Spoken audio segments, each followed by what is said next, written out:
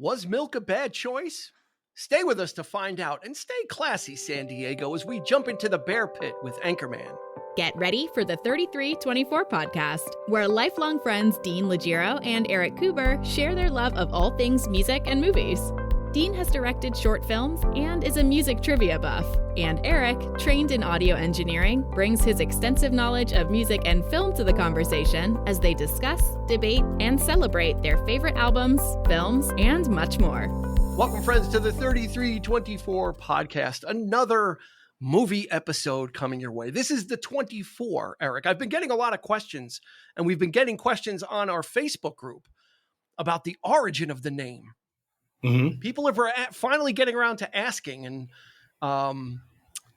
the 24 seems to be the stumper. Most people kind of work their way to the 20 through the 33. You know, they're kind of like, oh, record. Oh, yeah, record. That's and right. Then, yeah. More than once, I've had 20. They've been like, what, the 24? 24 hours? I'm like, no, not 24 hours. It's not like some of these episodes might feel like marathons, but. Well, it actually might be a little outdated too, right? Because I don't think they don't shoot at 24 frames per second anymore because we don't use film anymore, right? It's all digital now. True. So maybe. Well, we're not going to call it the 33 IMAX. Yeah. 3324. It's catchy. And if you found us, well, we do episodes about music and movies, the music and movies that we find fun and that left a mark on our lives, as Christy so eloquently wrote for us in our on our podcast little blurb. Speaking of which, let's welcome Christy Cuomo to the episode. How are you doing, Christy? I'm doing well. Thank you for having me. You're quite welcome. And of course, dialing in from parts unknown, might be on some deserted island, but he's here. Sean Grady, how are you, sir? I'm doing well now. Thank you. Now that I'm with you fine people. Glad to have you. Sean is a part of the Drama from the Past endeavor, which does short 1 or 2 act plays about the Revolutionary War era, especially in the New York State area. So you can go check that out. We'll drop a link into the show notes for Drama from the Past on Facebook, and there's a lot of great stuff going on there. So welcome Christy, and welcome Sean, and of course Eric. Yes. How are you doing, sir? I'm doing well. We just saw each other in person. We had a meetup. We did. So we had a bunch of us were in a room all together. Yeah, it was great. It was a great time, blast. It was great to see some a lot of fun, familiar faces. So yeah. Glad to know you better. Sean. Yeah, it's great. In the flesh. Yeah. Good stuff. So today we're going back to 2004 for a quirky film. Kind of falls in line with some stuff from the 90s, but we'll get to that conversation. And the film is Anchorman, which was released in July of 2004, written by Will Ferrell and Adam McKay, both SNL alum. Directed by Adam McKay. This was his first feature film, actually.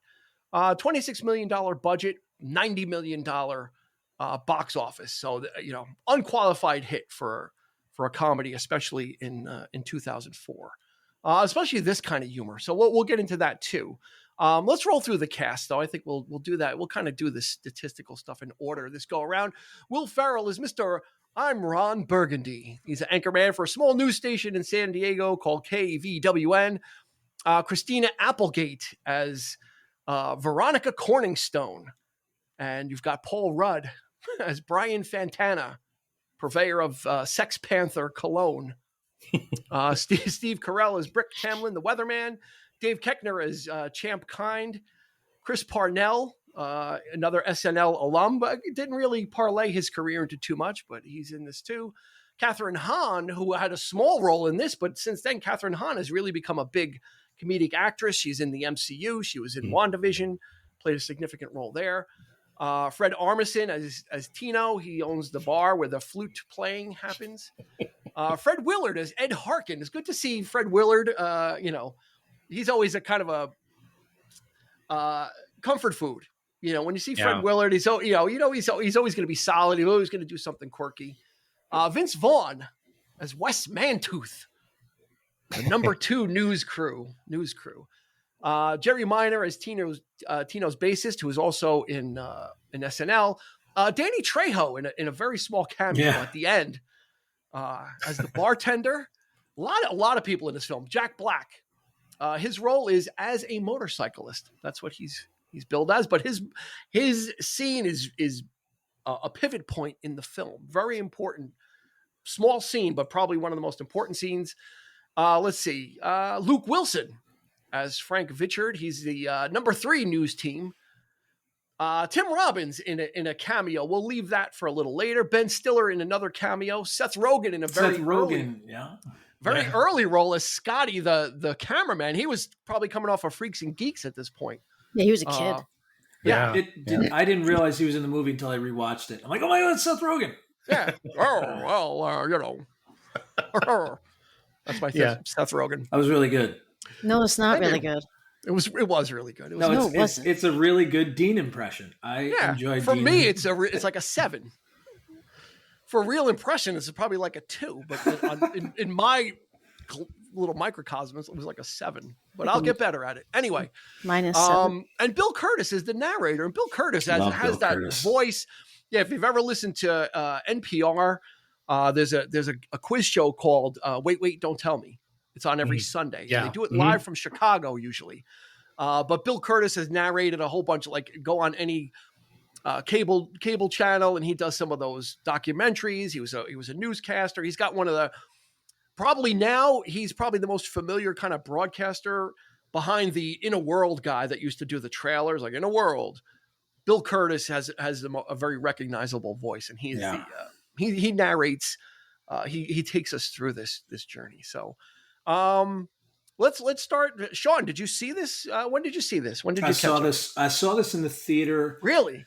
Yeah. I think I got free tickets. I don't know if it was like a preview kind of deal or promotional kind of deal. And I saw it.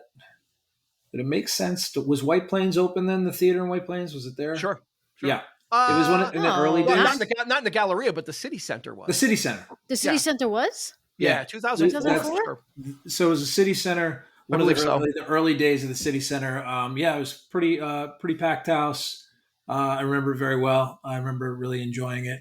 Saw it with a buddy of mine from the neighborhood. We share a lot of the same sense of humor, so it was a good time. It was a good time. Yeah, this is definitely a specific type of film. Eric, what about you? Yeah, I saw it Tampa. Really? Saw it in the theater too? I did. Wow. I did. With a bunch of the Best Buy crew, because we were all big fans of Will Ferrell. Uh-huh. The SNL, the best of SNL tape, when that came out on VHS, we couldn't stop talking about that. We would just, every day we were like, doing the impressions, and, it's just, this one guy in particular was in love with the guy. I mean, so we all saw it together, and we had a blast. Yeah, it was really good. Kristen? Yep. I don't remember. I don't think I saw it in the theater. Pretty sure I did not see it in the theater. That may be confirmed or not in a few seconds. Yeah, but... No, I could tell you I didn't see it in the theater. Okay, I did not see it in the theater. and I could tell you I saw the end first. I remember I was it was late at night, and I was falling asleep on the couch or whatever, and kind of going through the channels. And the very end was on the bear scene, which we'll get to. We're not going to talk about now, but we'll get to the bear scene was the only thing I saw from this film. And I was 2 a.m. I was hysterical laughing. Just at the bear scene. And I got to, so I totally missed the boat on it. But when I saw that, I'm like, this is the most peculiar, but brilliant and right up my alley type of scene. And then I went back and watched the rest, and which we'll get to now. So let's kind of talk about this film, because this kind of follows, when I was thinking about it, the blueprint that Adam Sandler set in the 90s, right? But Adam Sandler cashed in on the man-child, the socially unaware, or just kind of, doesn't speaks his mind when he shouldn't, or doesn't have a filter. Right. He did it with Billy Madison, Happy Gilmore, to a lesser extent with Wedding Singer, but all those other ones, Big Daddy, Little Nicky, all that kind of stuff, that kind of man-child thing. Will Ferrell, I would put forward. You tell me if anybody agrees or disagrees. But in the 2000s, he was kind of that. He kind of picked up that mantle because the two movies that he did before this in 2003 was Old School and Elf. Old School and Elf. Then he does this. Then he does stuff like Step Brothers, and he does stuff like Talladega Nights with those characters that are like not blissfully unaware, but don't have are very immature. Mm-hmm. Sean, would you say is that a fair kind of segue from the 90s into the 2000s? That's interesting. Yeah, I that you made that connection. I would say so. I think, but both guys I think now have more range than they used to. But that's how they got into the movies. That's what we kind of think of them as, and they're definitely a lot more talented than being put in that category. But I would agree with that. That's a fair statement. He's got like a type. Like you said, you just listed all the movies that are kind of absurd with that type of character who's kind of unaware and just no filter, but likable, lovable even. I would agree. Mm-hmm. Yeah.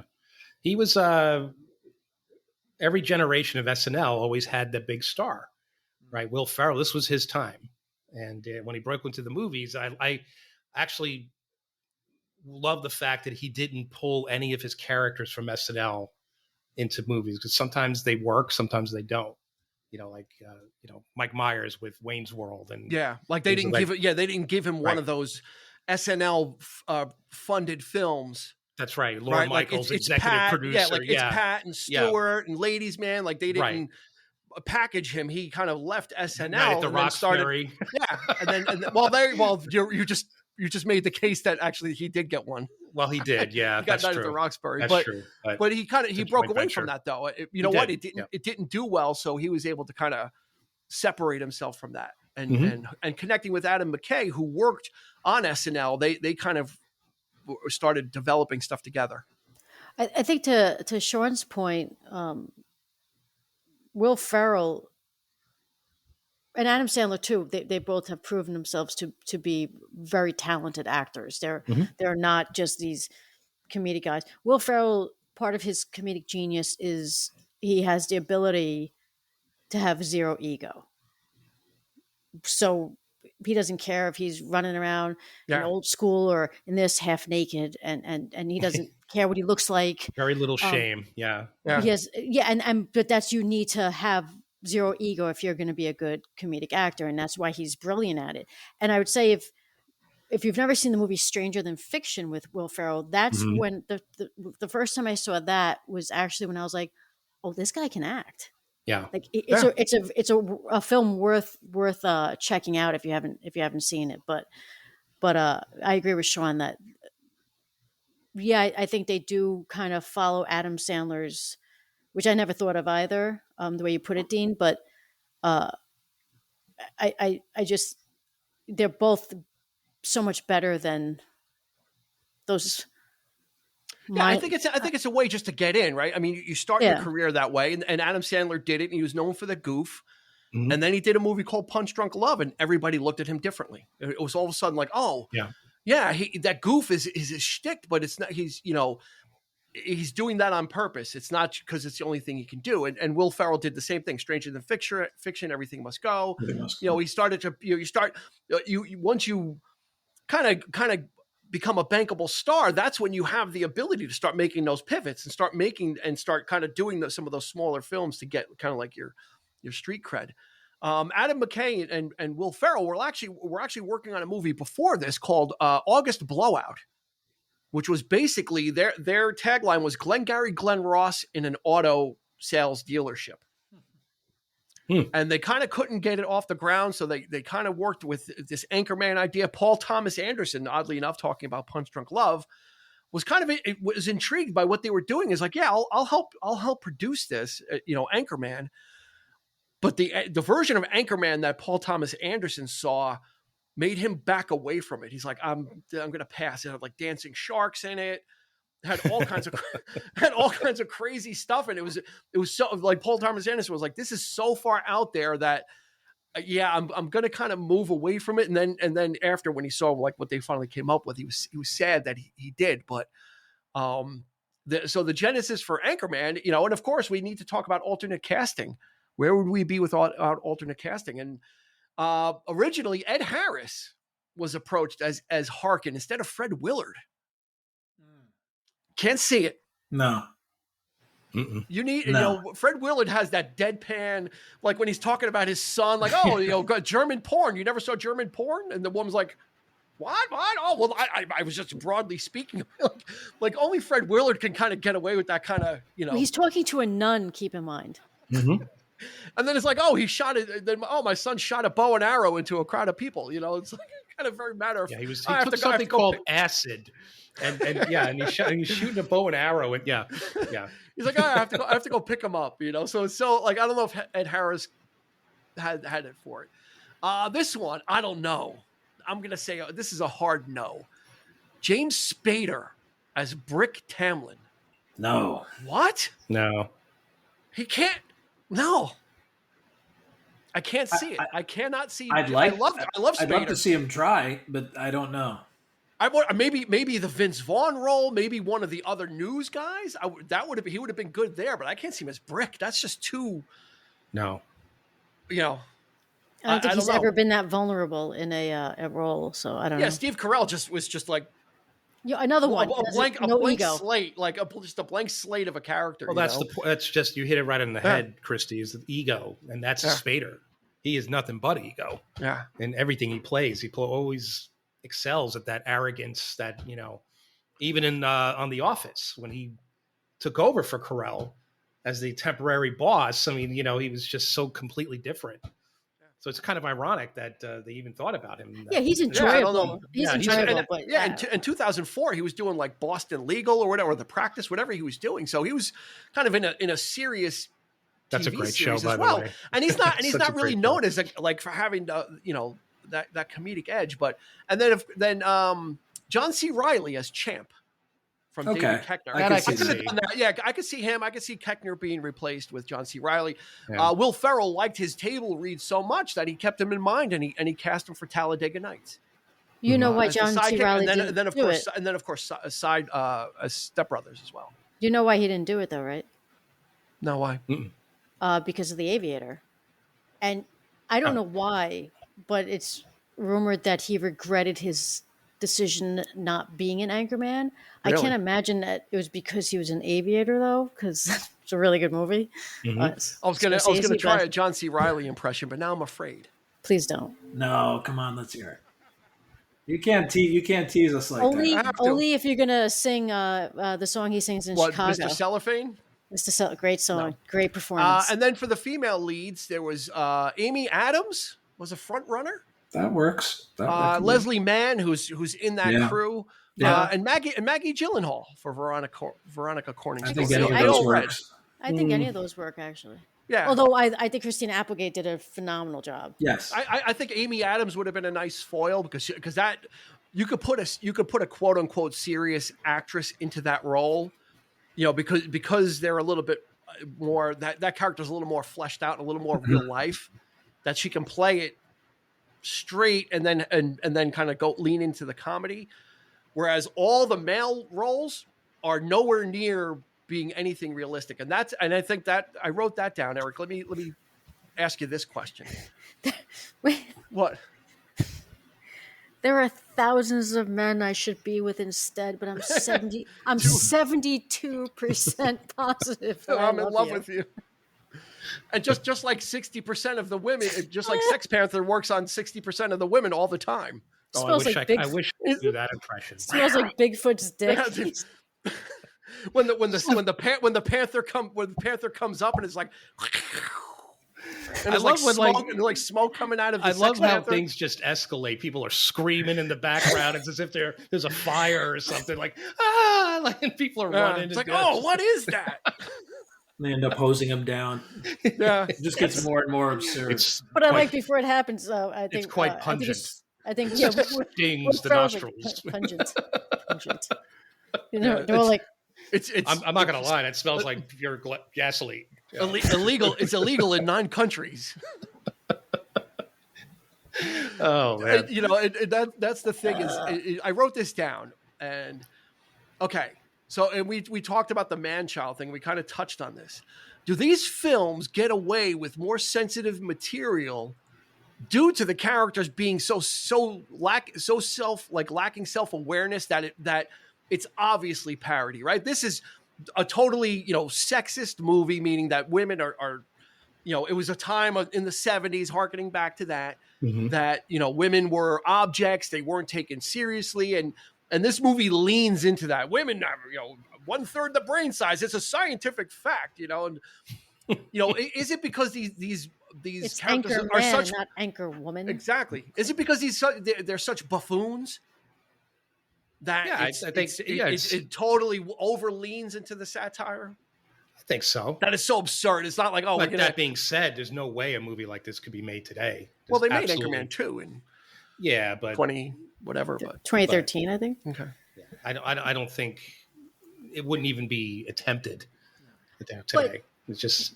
But isn't that a little sad? Because it is. I think it is. Because if you, and I agree with you, and I agree with Dean, like you can make a movie like this because it's a parody, and if you have any level of intelligence, you understand that they're making fun of these things. Like that's right.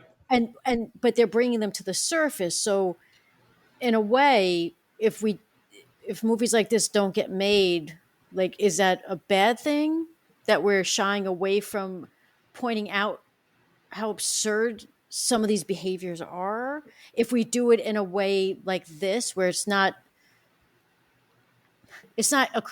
being done in a cruel way. No, the guys are buffoons. They're idiots. Yeah, they're morons. And they're morons. This is the head of the network. You're being transferred to Russia. We're giving you a promotion. You might want to bring a coat. You should leave now. They'll pick you up tomorrow in a truck. There'll be a truck outside. Tell her she needs a coat.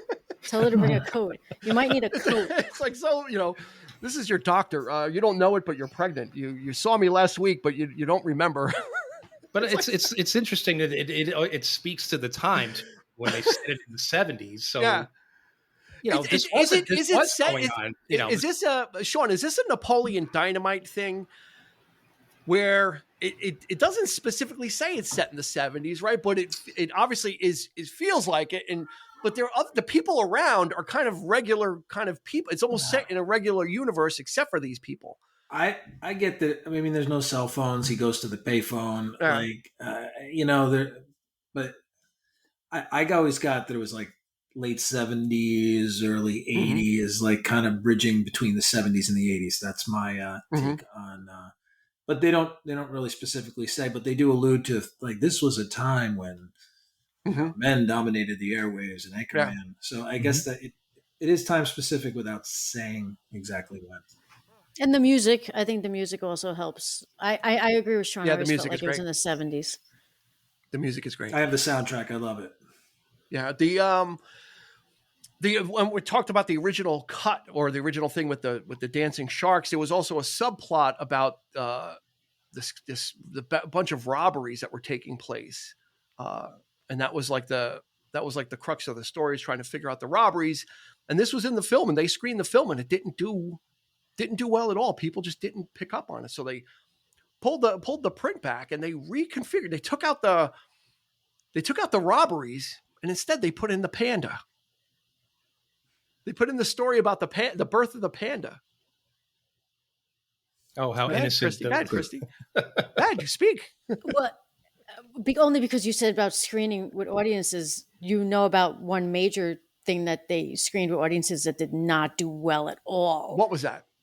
Adam McKay, I heard him. He was on a Ferrell podcast. He was on. It wasn't this one, and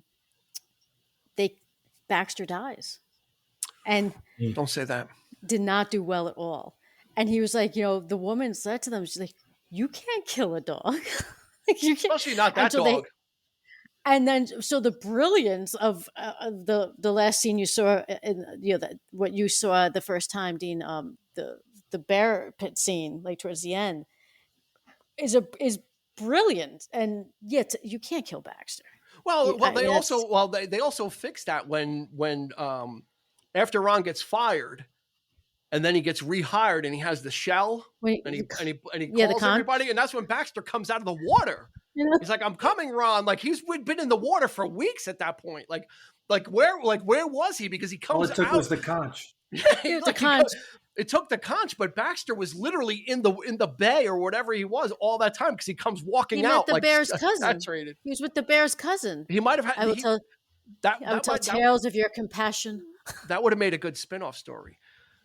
That just the story of Baxter, because he understands Spanish in the beginning, or he speaks Spanish. Baxter. He speaks Spanish. He's like, Baxter, I don't understand. You're speaking Spanish. Speak English to me. You know I don't understand Spanish.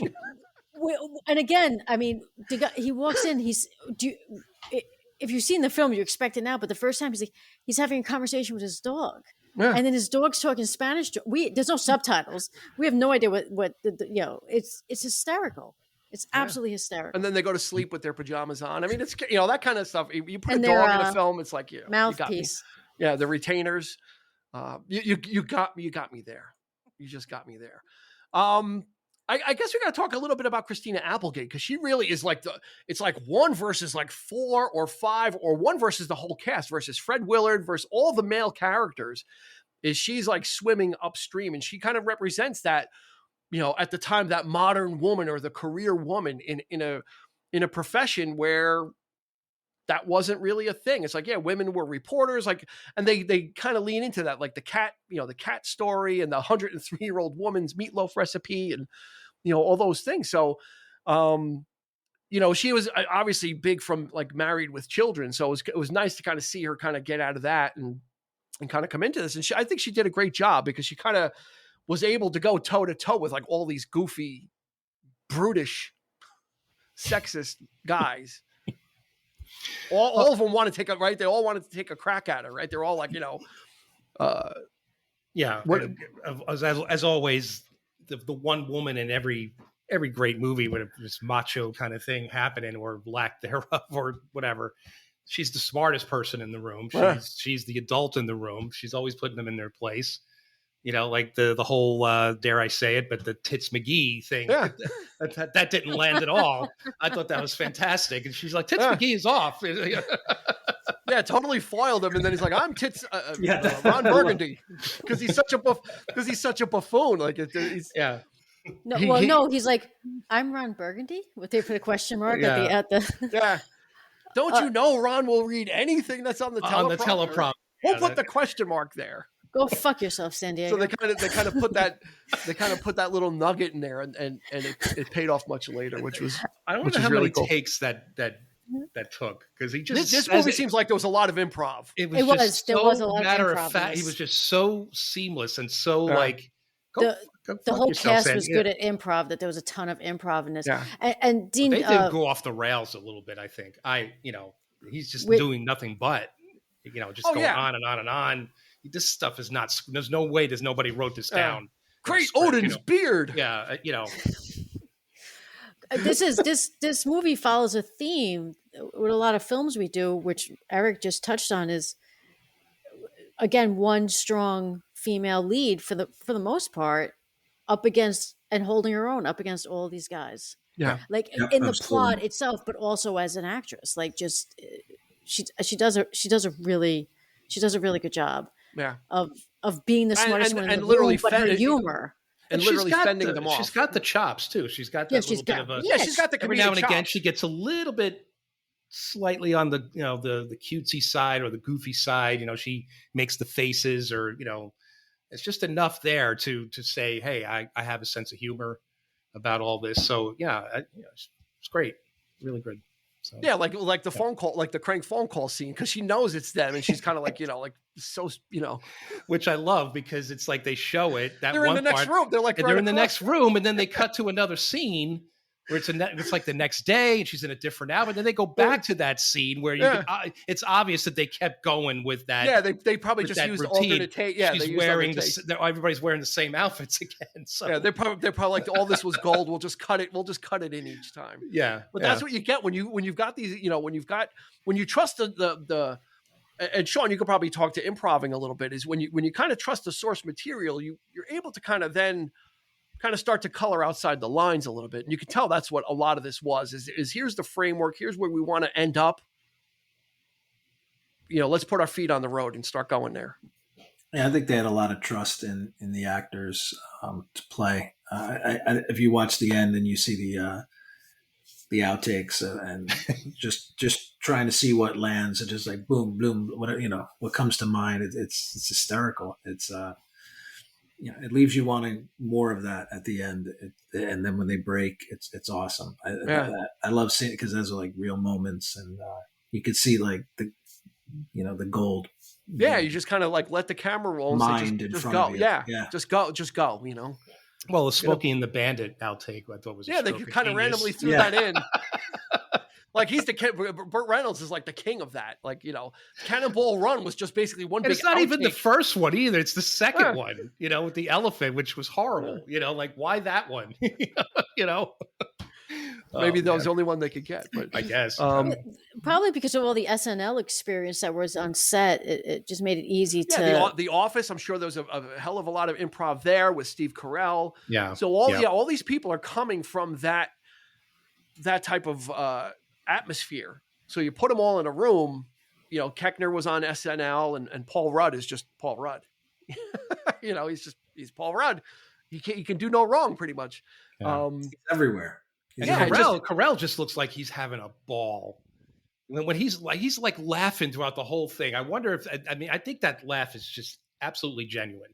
Because it's just the absurdity of the character, of what's going on in every, in all these situations. And I think he's just letting loose. And I think a lot of that. I killed a guy. With a trident. Like Brick, I think there was a guy on fire. And there was Brick, I think you need to go away for a while. I think you need to find a safe house. Because you're wanted for murder. You guys kept your head on a swivel. I gave up. I started writing down quotes. And I was like, "There's no way I could keep." You can't. Up. Yeah, it's just too much. Yeah, you kept your heads when there's a cockfight. And the delivery of Ferrell, those little deadpan, like, he was inspired. I wanted to shout it from a mountain, but I didn't have a mountain, so I had a newsroom. I had a camera. What about when they so dramatic, They're like, there's something about they need to hire a woman for diversity, and Ferrell's like, what does he say? It's an old boat. Diversity, I think it's an old ship. Keckner's like, what's diversity? Fred Willard's like, I'm pretty sure it's not an old ship. There's actually quite a few references to the sea and pirates and this. I think he calls her you are from Whore Island. Pirate from Whore Island. He calls her a pirate hooker, I think, right? Scorpion woman. Yeah. Oh man, it's just too much. And then you have Vince Vaughn in there too, like kind of. What happened to Vince Vaughn? Unexpected. What happened to Vince Vaughn? Where's he? Where's he been? Hopefully I haven't seen him in anything. Ooh. He's done a lot of like B movies relatively recently. Taking his time, waiting for his clickbait articles like, "This is why Hollywood cast Vince Vaughn out." Like nobody wants to work with him or something. I don't read those things. Movies are different. He's got to find a good. Didn't he do like the second season of True Detective? Yeah, he might have. Wasn't that with him? Third season, I think. So he's been around, but he was around that time. Like around this time, this is all he was doing. He was doing Wedding Crashers and doing like this was his bread and butter stuff. So to see him in this is just it's always like I'm sad that he leaned really far into this because he's actually a really good actor as well, like in regular stuff. So, but it was good to see him in this one as Rex Mantooth. You don't talk about my mother. She was a saint. But he's another improv master, too. I think a lot of the things, I think even in Jurassic Park 2, I think he did a lot of improv, like lines and just came up with stuff. And Spielberg's like, oh, that's great. Let's use that. So I think he's, that's why that stuff works.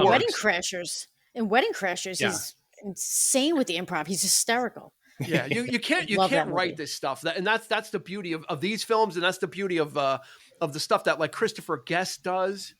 Yeah. Right. With that troupe, the Spinal Tap and the For Your Consideration and Best in Show is, when you've got a crew like that, you can come in with a skeleton of the story and let these guys pick it up. Yeah. Do 5, 6, 7 takes of stuff and you'll get, a lot of good stuff there. So that's the beauty of these types of movies is you can tell that they're some of this stuff is they're winging it, and they probably needed to cut right away because they probably start laughing right afterwards. Like some of the stuff, it's kind of like like the Afternoon Delight stuff, and oh my god, just all the different micro scenes that are in here. Yeah. All right, let's talk about the news team battle. I love that Which scene. started off innocently enough because Vince Vaughn has been kind of teasing, Rex, Vince's character Rex and Ron Burgundy are rivals because Rex is number 2, and they meet. They actually, oddly enough, the guys go out to get suits, but they get lost and they end up in this like abandoned. Like, where was the suit store? He's like, yeah, okay. We've been walking for 45 minutes. Yes. It's like. So they end up in like this commercial industrial district, and Rex's team kind of comes up on them, and they're gonna have a fight, right? So they pull out the knives, and all of a sudden, like the guys like pull out this like chain like out of his suit. It becomes, and that's what I love is when stuff goes so absurd, like that. That's when it's the best. Also, the choice in music, the score. Is interesting too. It's like little bit hints of West Side Story, and I think Jerry Goldsmith from Planet of the Apes. You definitely had Planet of the Apes in there when the Nets came out. It's actually, I think, based on the whole West Side Story fight. Yeah, it's based on. There's Planet of the Apes in there too because they start playing the score with when the Nets come out and the horses and they catch that Paul Rudd percussion and the tribal. So second you get Luke Wilson showing up as the number 3 Channel 2 News, the number 3. And then you have brilliantly out of nowhere, like this guy, like where did Tim Robbins? How did they get Tim Robbins to decide to do this? To be the public news guy with the pipe. He looks like a public access. We're suspending our pledge drive and thing for I actually have the answer to that. Do you know how they got him to do it? He agreed to do it because he got to keep his wig. Like he got minimal money, and there was another movie he did where he got to keep the wig, and he wears them on Halloween. Like, I guess he alternates. There you go. But he did it mainly for the wig. Which says a lot about Tim Robbins. He's a strange bird, Tim Robbins. Yeah, see, Sean, you're onto something. If we can get Tim Robbins on, we can let him keep something that he make him a wig in his house that he has in his house. So that's the 4th team, and then there will be a 5th one. All of a sudden, you hear the maracas, and Ben Stiller in casting that would not fly today. No. But I'm surprised it wasn't Armisen because Armisen's usually playing the. Yeah, well, they already had him as the flute guy. Yeah, as Tino for the lounge, right. And he's the lead of the Hispanic news team. Mm-hmm. Beaches. He's got the whips like. It's just. I don't know. It's so absurd. It's just so absurd. That's why they get away with it because it is drawn so broadly and it's everything just keeps escalating from like Luke Wilson showing up to Tim Robbins to you don't know what's happening and then the fight starts and it's just like it's a guy walking on fire like randomly. Yeah. My favorite line. And he's not even running. He's just like. He's like standing. My favorite line from Will Ferrell is like, "Keep a tight perimeter." That's I love that line. I don't know why, but it makes me laugh every time. Brick, is that a hand grenade? Actually, Sean, I think he doesn't say parameter. He says parameter. A parameter. Parameter. Yeah, which doesn't make any sense. Makes even less sense. Yeah, right. And then, like you said, like all the different movie scores come in, and it is absolutely Planet of the Apes when the horses come and they have the nets. The nets, yeah. And they catch Paul Rudd. That is right out of Planet of the Apes. That scene was taken right out of it. And then and then all of a sudden, Brick has a trident. That's got to be and he throws it at one of the guys on the horse. It's like Spartacus, right? Doesn't the guy try to throw the trident? It's who cuts Luke Wilson's arm off? Tim Robbins, and he just stands behind him with the pipe. He just stands behind him looking at him after he does that. Yeah, but then Tim Robbins like pushes Christina Applegate into the bear pit. Well, he's like the scumbag of the only after he says that is a good shot. He's like, after he's like, I totally support this whole feminist thing you got going. Yeah. He goes, that is a good shot. And they're like, boop. No, the best part of that though is when Will Ferrell comes, he goes, "This is a tough decision." Yeah, do I go in the bear pit or do I like, because, and Paul Rudd's character is like, God obviously doesn't want her to live. Not for nothing, Ron, but no disrespect, but I mean, yeah, God doesn't want her to live, Ron. It's like, okay, it's like, yeah, it's that easy. They look so much smaller from up top. I immediately regret this decision. And then of course the scene on the bridge. Another cameo. Jack Black is in it for literally probably a minute and a half, where Ron is just driving with Baxter and enjoying a nice burrito, and he's had enough, and he throws it out the window. It's Jack Black as the biker right in the face, and he spins out, and it's just, what do you love? Oh, I love poetry, and I love Baxter here. And a glass of scotch, and scotch. And glass of scotch, and my friend Baxter punts him. He goes, yeah. He goes, yeah. And now this is happening. It's still hard to watch. Even though it's obviously a stuffed animal, but it's still like the fact that he took the dog and kicked it over. He didn't throw it over. He kicked it. Yeah, that's how I roll. He punted Baxter. It's the same stuffed animal from There's Something About Mary. Could have been. Let me say something. Is that what he's like? I'm a glass case of emotion. I'm in a glass case of emotion. Glass case of emotion. You read my news. So then he's running, and then he's like, she's doing the news, and then the next, he pushed that one guy. He went flying. And he's not even in the way. He's just like maybe like a foot away from him. And he just that guy got waylaid. He just pushes him anyway. Like, and then he stops for the cigarette. He takes the guy's cigarette.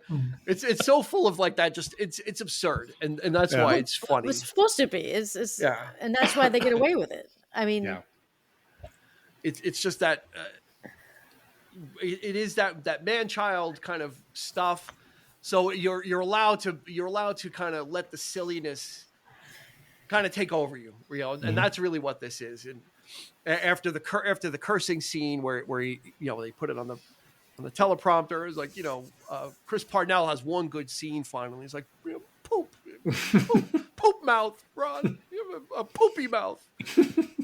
I hate you, Ron Burgundy, and he runs out. He was always, even on SNL, he wasn't all that, like he always had like the side man. Yeah, they never gave him like big things. So he was perfect in the role. But he's got that of course voice, milk was a bad choice. Yes, it was. They actually say in real life, they actually say that milk is actually more satisfying than water on a hot day. Believe it or not, I just read that recently. Really? That sounds awful. Milk actually quenches your thirst more. So milk probably was a good choice. You just not didn't realize it. That's not for me. I think I don't like watching people drink milk. I'm allergic to dairy, so it definitely wouldn't be good for me. It's a thing. Almond milk was a bad choice. Oat milk was a bad choice. Coconut milk. Cashew milk was a bad choice. Oat milk. What part of it when is it when he says? I don't know if Baxter's not on the phone, but I think he's on the phone. He's like Baxter, is that you? Bark twice if you're in Milwaukee. Yeah, when Veronica calls him. Oh, that's Baxter, right. is that you? Because the dog would call him. Bark twice if you're in Milwaukee. And then Veronica, like at the last scene when him and Baxter reunited and they're basically making out, like Will Ferrell is literally like putting his tongue in his mouth. I want to kiss your face. I don't care. I want to kiss your face. And her, like Christina Applegate's, she's so repulsed. Her reaction is so good. Yeah. Yeah. She is so like, is she coming to live with us? Because I'm not cool with that. Yeah, I'm so not cool with that. But if you're a dog lover, you get that scene though.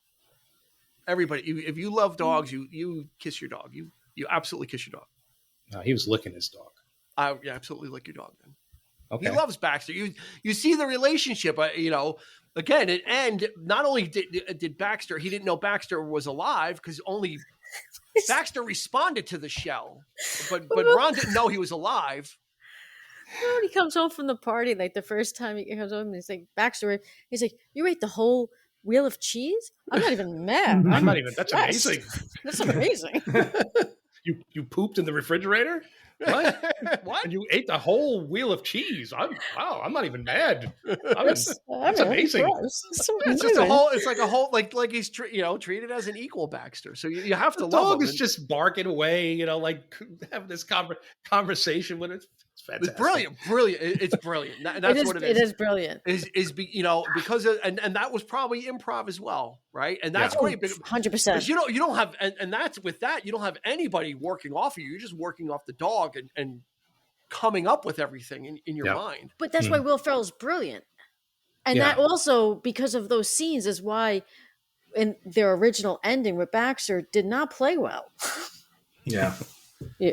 So let's talk about the ending, because that's where I saw the film in reverse order. I saw the ending first. So Ron gets rehired because Veronica gets pushed into the bear pit, and the panda, with that subplot of the panda, which they just dropped in a couple of mentions throughout the film of this panda is going to give birth. It's a big thing in San Diego. They finally, the panda's going to give birth, so they send out Veronica, and the public news team pushes her in. And so she disappears. So then Harkin, Fred Willard, I can't believe I'm going to do this. Can't believe I have to make this phone call. And he calls the bar.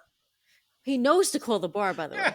It's like, is there a news anchor? Is there an anchorman there? It's like, I don't know. Is it, Yeah. It's not even Ron Burgundy. It's like, is there an anchorman there? Yeah.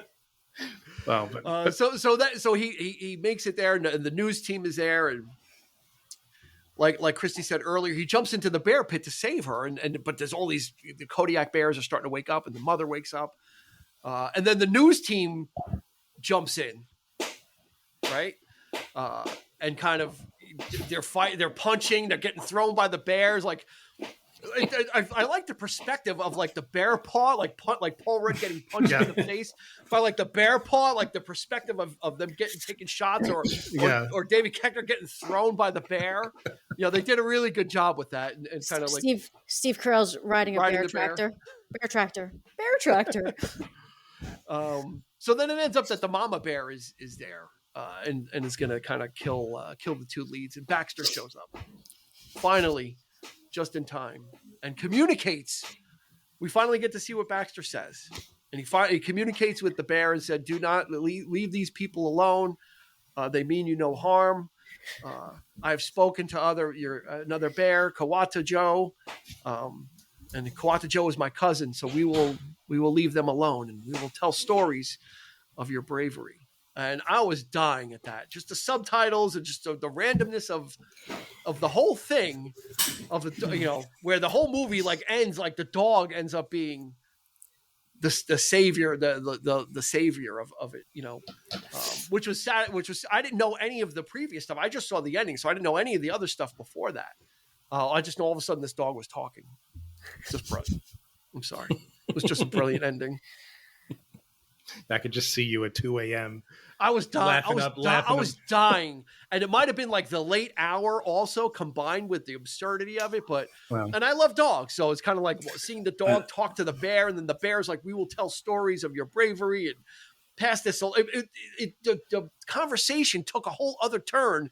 It was not about the Anchorman. It was about like the dog meeting another bear somewhere in the past that was the cousin to this bear. Like this whole sub thing was just a whole other story that had nothing to do with the Anchorman, and they need to report the news and let them go. It had nothing. It was like, I know one of your cousins, and he's a great person, a great bear. And okay. So since you know him, we'll let you go. When they get out of the bear pit and Vince Vaughn has his moment with Will Ferrell, where he's like, I hate you with every being of my body, but God, do I respect you. And then when he says what he says, is he the first one to do a mic drop? Yeah. He says like, this is Rex Manto's reporting, and he drops it. Is he the start? He walks away kind of angrily though. Well, yeah, because he's angry. But is that the start of the mic drop? Because that was 2004. Could have been. Did you? I saw like alternate takes and endings, and there's one where he says, "But I love you, brother. I'll be home," like as if the two of them were actually brothers. Did you see that? Well, Will Ferrell says it in the movie. He says, "Thank you, brother." Yeah. When he picks, when he comes up, he gives out his hand, and goes, "Thank you, brother." No, but I got that as like newscaster brother. Like we're both. Yeah, no, but there's I have the DVD, and he says it too. Yeah. Sean, what's a DVD? One of the earliest mic drops was in Eddie Murphy's 1983 stand-up Delirious was one of the first mic drops. Oh, there it is. Sorry, Vince. Eddie Murphy predated by 20 years. 83? Delirious. Oh, well. 40 years old now, Delirious. What? And this movie, and Anchorman is 20 next year. How could this movie be 20 years old next year? Especially when we're all like 20 years old. We're all still in our 20s. This does not feel like a 20-year-old movie. This feels like an 8-year-old movie. Yeah. Yeah. Right? It's because the guys are acting like 8-year-olds in it. Yeah, maybe, but it doesn't feel that. This does not feel like Clueless, like from the 90s. Like Clueless feels like a movie of the 90s. Right. This does not feel like a 20-year-old movie. Which is amazing that they were able to make this so timeless when it's set in a very specific time period. Yeah. Mm-hmm. Although we are unsure if they would make this today, right?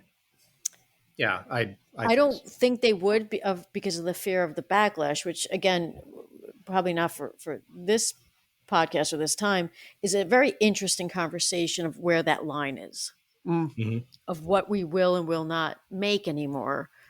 Yeah, and a lot of comedians feel that way. They feel like that's what comedy is putting those things out there, right? Even SNL is under such scrutiny. People always like, that skit was not appropriate. And of course, it's not.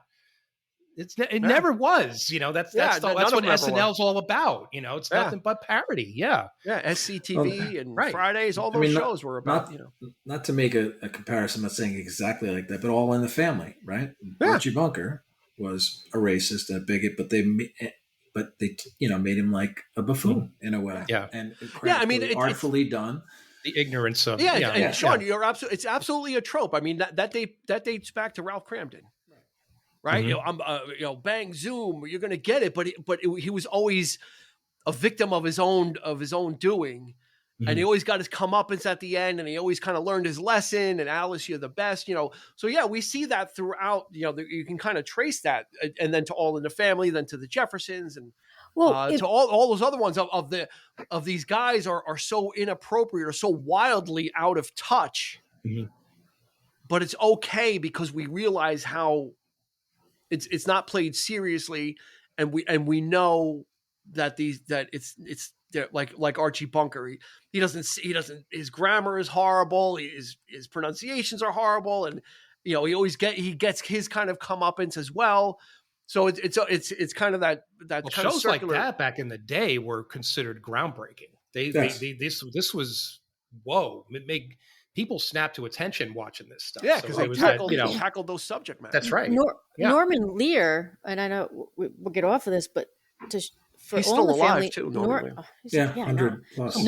Norman Lear made All in the Family, and specifically in a comedic way and a buffoon way to show that Archie Bunker would get his comeuppance, to educate people on these topics in a way that people could relate to in comedy.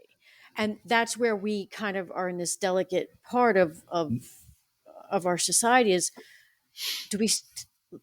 people are going to stop doing that. And that probably isn't maybe a good thing if it's done correctly. Mm-hmm. If it's done correctly and you can show these poor behaviors or these things in a comedic way to reach people and show them how much of a moron they look like, even if not everyone's going to view it that way, then that's not a bad thing. Yeah. And a lot of these performers or writers are afraid to kind of take that nowadays and go with it.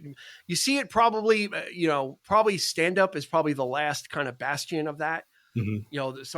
And even that's under scrutiny. All that kind of, pretty much. All these comedians are showing up in Star Wars shows now. Like they're hiring comedians because they're not really Bill Burr doing much. I think everybody right now where everything is at is there's a lot of second guessing going on and kind of all it takes is a 30-second snip to go on YouTube or to be on TikTok or Instagram out of context or in context. And then it just goes viral, and then all of a sudden, people are asking questions. So it's a tough thing, and yeah, like this movie, it is 20 years ago. So yeah, this was well before the Me Too movement, before all that kind of stuff, where it was still kind of, oh, ha ha, but it's still funny now. I mean, I can watch this now and be like, it's ridiculous, because it's ridiculous, right? It is. It's absolutely absurd. If you can't make fun of yourself, or if you can't make fun of the the absurdity of real life, and just how ridiculous this stuff actually is, if you can't do that, then what do we have left? It's I don't know. 12-year-old rum. 12-year-old rum state of affairs, and this podcast what it is. What So do we need to go around with favorite scenes, or do we hit everything? Is there, Sean, anything we didn't hit that you liked? I think we're going to all probably have the same favorite scene, to be honest. So Sean, anything we didn't hit that you? Well, that you liked? No, I know what my favorite scene is, and we didn't even talk about it. Right, so let's go around. Okay. Well, since you already talked about my favorite scene, which was the fight, the cameos. I love that. So so we'll just cancel that. I like, well, I don't know if I feel like, let me go last. I called it. All right. Eric didn't, Eric said I don't want to take one that we didn't get to. So we let's go. talk about the jazz flute scene. Come on. Yeah. I mean, come on. I mean, that's gold. And especially when the guy's taking going to the bathroom and he's under the stall. Yeah. And the acoustics in the bathroom's going on. And it's like, I thought it was great. And the whole seduction scene of him, like trying to, and then they go back to his place and they end up, in with the fantasy animated land. With the animated, with the rainbows. With Tom Jones in the background. I mean, there's a rainbow. Do me on it. It's fantastic. It's like, wow. Yeah. I love Christy, that. is there a scene you have? Well, I mean, the end, starting from when they get to the zoo and they're having a conversation of like where he's like, this is a tough decision, and so the back and forth with Paul Rudd, like God wants her to die, and then jumping in, so that on to Baxter. I mean, if that doesn't, what a perfect scene for you to be introduced to this film. Yeah, in a weird way. To watch it, I rented the unrated version, and I wasn't going to do that. I was like, let me watch like what it originally was, because I don't want to get confused. But there was one scene. You got it on Blockbuster? No. Amazon Prime. But there was one scene in the unrated version that was just so weird that I want to bring it up as a favorite scene, I guess. After Ron gets fired, right? And he's in the beard mode, and everybody in San Diego hates him because he cursed. Mm-hmm. He goes back to Tino's where he played the flute, right? Yep. And Fred Armisen is there, and he wants a steak. He goes, oh, can you get me a steak? And Tino's like, no, you said fuck you, San Diego, you get nothing, He goes, and so he brings out a little plate, and it's got like salad on it, and it has a little thing, a mound of cat shit on it. And he goes. And Tino's like, because this is what you're going to get. You eat this, you eat this. And he's like, I'm not going to eat this. This is cat shit. And he's like, no, you're going to eat this. And so Ron Burgundy's like, well, if I eat a little, will you give me a steak? He's like, yeah, I'll give you a steak. So he picks it up. It was so degrading. It's so pathetic. He picks it up and starts to eat it. And then he's like crying. Goes, I'm just going to eat the whole thing. I don't care. Like, because he was so like depressed. I'm going to eat the whole thing. So he has like the rubber cat shit. And he's like eating. It's like eating it. And Fred Armisen is just kind of like standing there watching us get this man a steak. Like it was so like, because he degraded himself like so much. I'm glad I didn't watch that version. It was sad, but it fit with everything else, but it was totally unnecessary to the story. And that's one of the reasons it was unrated, but it was like a piece of it was like cat shit on it. It was disgusting. With salad greens around it though, right? So it was like tomato on it, lettuce. It's like what's in the middle? It's like a burger or something. It's like, oh, he goes, if I just eat a little you cat eat that. shit. You eat that shit. If I just eat a little cat shit, will you give me a steak? He goes, yeah, I'll give you a steak. And then I'm just gonna eat the whole thing. I don't care. And he said, all right, Sean, we've stalled enough. We're up to you now. There's so many, but I'll do the one that Eric, you had mentioned it when he's in the phone booth and he's crying at Baxter and he says, let me just say, he just screams and he just keeps screaming. I love that. The blood curdling screams like, he just goes for it. And he's such a big guy, Will Ferrell. Just to watch him act like a big child there, Isn't there a line? The streets run red with Burgundy's blood. Yeah. Nobody talks about my city like that. Your ass is grass, Ron Burgundy. But I love the little girl too. You should be ashamed, Ron Burgundy. She just does it so well, She does. She's probably 4 years old, and she does it really well. Job. Yeah, hopefully everybody has seen this film. If not, we sound like four lunatics raving about it and ranting about it. There's so many, like Eric said, there's so many lines. You just can't. You just can't. Yeah. Sean, let me ask you this. I'm not even sure. I'm going to go out on a limb. Did you see Step Brothers? Yes. Which Anchorman or Step Brothers? I'm more familiar with Anchorman, but Step Brothers is very good. So I would say Anchorman just because that one I've seen more. I would say, but if you ask me old school or Anchorman, I'm going old school. So. Okay. Anchorman or Step Brothers? You're my boy, Blue. Step Brothers is really funny. It is funny. Step Brothers is very funny. Really? I thought I did, but I've never seen it. Hysterical. Eric, it's the fucking Catalina wine mixer. The fucking Catalina wine mixer. You're not gonna mess with my nut. I'll have to check it out. But yeah. Sean, let me ask you this: Wedding Crashers or Anchorman? What's funnier? These are unfair questions. I like Will by the Ferrell. way. I mean, Will Ferrell to me, like I can listen. Well, he's to him in read Wedding the phone, Crashers. I know, but he's got the cameo. It's a fun cameo. He's like the old Wedding Crasher. They're two different. I feel like they're different. Like they're both. I mean, Anchorman's really absurd. I mean, Wedding Crashers. It's a different, and so is Old School in a sense. But maybe like Step Brothers. Anchor. I think that's because they're both. It's a better absurd. Comparison. Yeah. Your original dinosaur comparison hands. was better. Did you go dinosaur hands? Eric, you got to see Step Brothers when Adam Scott is making them sing "Sweet Child of Mine" in the car. Yeah. And I heard he's such a prick in that movie. Yes. Yeah. He is. Oh, he is.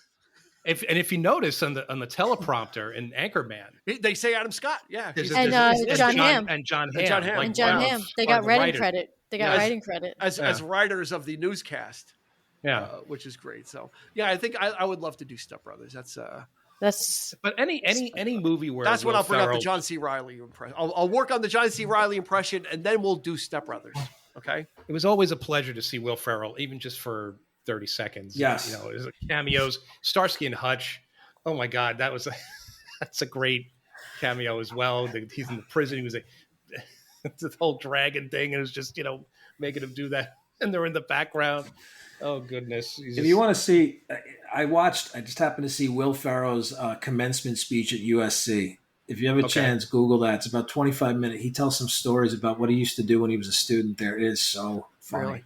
Oh my God! Take a look at it. It's very funny. You know what? We'll link it in the show notes. Okay. We'll put that in the show notes. Cool. You will not be disappointed. All righty. I think that's going to do it for this episode of 3324 Podcast, talking about Anchorman from 2004. Oh my God, 19 years old. Jeez Louise. Hard to believe. Yeah, you want to feel old? Watch a movie from the 2000s, like 20 years old. Anyway, Christy, thank you very much for joining us. Much appreciated. Thank you for having me. Of course. Sean Grady straightened out his computer problems. He made it. He was like Will Ferrell. He was like Will Ferrell running through the streets. No, I almost was like Jack Black. Start the podcast without me? I was going to punt my computer out the window. That's what I was going to do. I think Sean's beard got longer as his podcast went on. That's it. He pulled an Ari Melber. He was clean shaven when he started to turn his computer on. Yeah, and, that's true. This is how we got him. So thank you, of course, and we'll drop a link in the show notes for Historical Drama, so you can check that out too. Go like him on Facebook and Instagram. I'll drop a link for both. So I mean, some people are just like Instagram folk. Some people are just Facebook folk, but Historical Drama, Drama from the Past, is on both of those platforms, so you can go check that out. So, what do you think, Eric? Put the ribbon on this one? Mm-hmm. We're done? Yeah, I think we said as much as we can say. Said as much as we can about it. Yeah. For Sean, for Christy, and for Eric, this is Dean saying, stay classy, Internet. You've been listening to the 3324 podcast with Dean Legiro and Eric Kuber. You can find us on your favorite podcast provider, so please like, subscribe, and rate to become a part of the 3324 family. Your feedback is important, so make sure to follow us on Instagram and Facebook at 3324 podcast and on Twitter at 3324p to join the conversation.